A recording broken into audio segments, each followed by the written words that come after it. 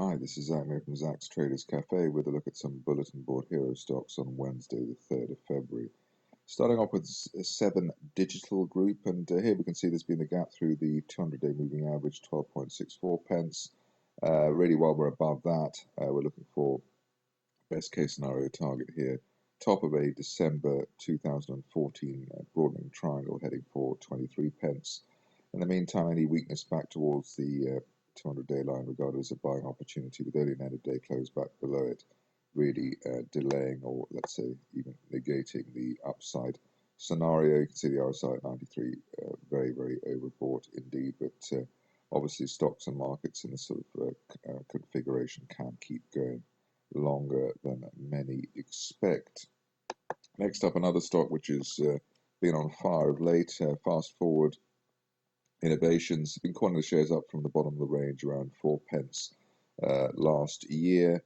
Wonderful progress now, had the placing out of the way as well, so there should be little to stop the bulls over the near term. The call here really is that a break of 20 pence, which was the December resistance, should lead the shares up to 35 pence in pretty short order. The reason for saying that is that this latest dive back to the 50-day moving average was basically testing old resistance as new support, so that's a positive configuration there.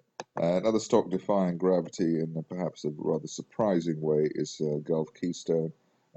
Normally the history here has been any moves towards the 50-day moving average have been a shorting opportunity, so that may be and probably is the case here.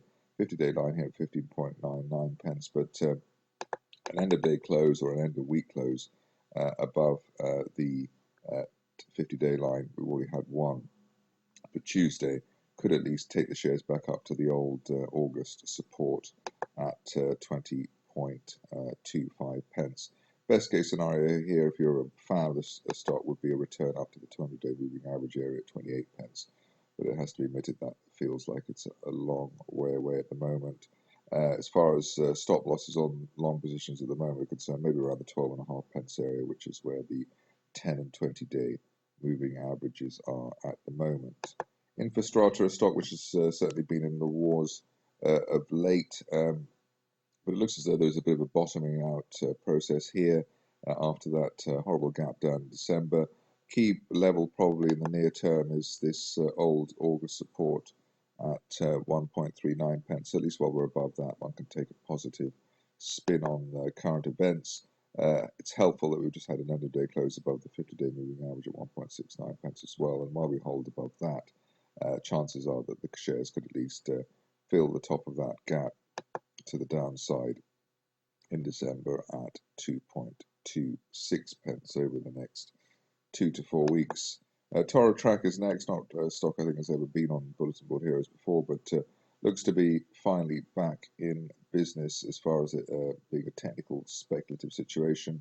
The break through the 50-day moving average at 4.25 very encouraging, especially as it was with a gap to the upside. Initial target now, while we're above the 50-day line, up to the 200-day moving average at 6.19 pence. The best case scenario target here, the top of an August price channel at 8 pence over the next 1 to 2 months. Stop loss really back below 4 pence seemed to be the best thing to do at this stage. Finishing off with a stock which is also surprised in terms of its bullishness, and that's Tungsten Corporation. Here we've had the extended basing here, break of the 50-day moving average at around the 46 pence mark at the beginning of January. And this looks like a handle on a cup and handle, this consolidation here to extended bull flag since the middle of last month. So that is a great plus for the technicals and the chartists. 200-day moving average at 69.68 pence, and as little as an end of day close above that would open up the possibility of a top of August price channel target as high as 105 or 110 pence over the next couple of months. So plenty to play for there. Stop loss on the buy argument at this stage, probably back below the 20-day moving average at 58 pence on an end of day close basis. That's it for me. More updates at the same time tomorrow.